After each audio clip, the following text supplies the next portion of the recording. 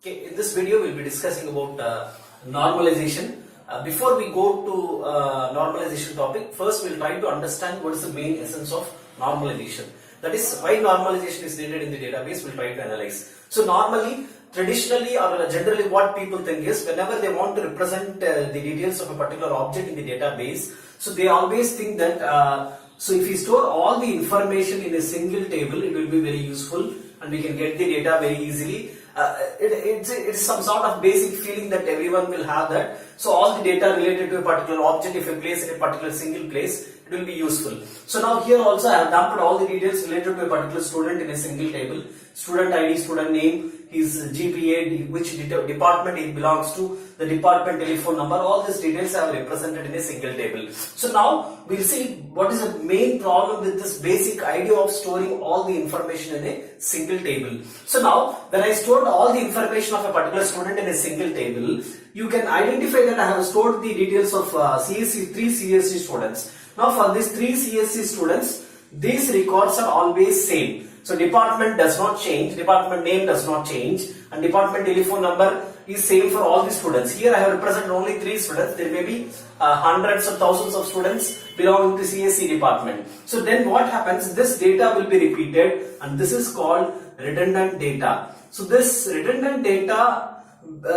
is the resultant of this basic idea. So that is, whenever I store the information of a particular object or an entity in a single table, it gives me redundant data. So now what is the problem with this redundant data is, so this redundant data will lead to anomalies in database. So anomalies means flaws or mistakes in the database. So this anomalies will create so many other problems in the, that is they may give you a wrong information in some cases. They may give you an incorrect value in some cases. So there are different anomalies. What are that we are going to see now? There are different types of anomalies. The first one is insertion anomaly. The first one is insertion anomaly. So what does insertion anomaly says is, see, whenever I want to insert a particular record, I need to store all the information. For example, if you see here I don't have the details of a mechanical student. Now I want to insert the details of a mechanical student, but unfortunately there is no student belonging to mechanical, but the mechanical department exists in the college. So now I cannot store the information of mechanical department unless at least one student is admitted in that college. So which is wrong actually. That is, I have the department in the college, but I am not able to represent because I don't have a student. So this is called insertion anomaly. The next one is deletion anomaly. So what is this deletion anomaly is? So deletion of unwanted data will lead to deletion of wanted data. See, I want to delete the details of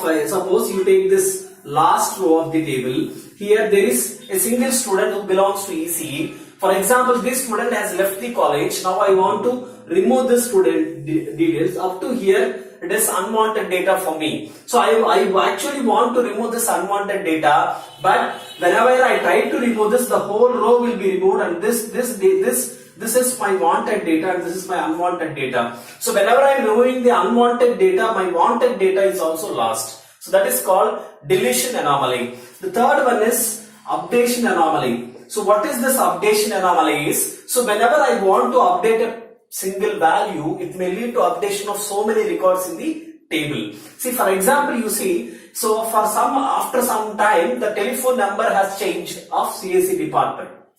The telephone number of CSC department has changed. So now it is 3031. For example, it has changed it to 4031 or something like this. So now the value that has changed is only 1, but it has led me to modify 3 records here. If my table contains 100 of CSC student details, I need to update 100 records. But actually one value has been updated, which is leading me to update more than 1 record in the table. So this is called updation anomaly. So this anomalies can be removed by using normalization. So with the help of normalization, so this anomalies can be removed. So what is normalization is? In simple words, we can say normalization is decomposition of tables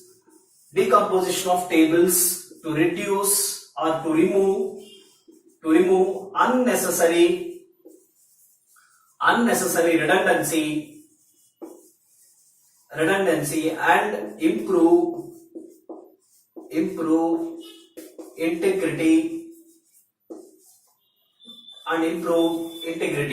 See, it is nothing but splitting. Decomposition means we are going to split the tables, we are going to partition the tables, that's it. So why we are doing that partition is to remove this unnecessary redundancy. See, there may be some redundancy which is necessary for establishing the relation between the tables. But there is some redundancy which is unnecessary. That's what we have seen in the previous example. CSE student details for department name and number we have been representing again and again. So that is unnecessary data. So there is some this unnecessary redundancy must be removed, and you should improve the integrity. Integrity means the correctness of the data in the database can be improved by using normalization. So this is the main essence of normalization in database.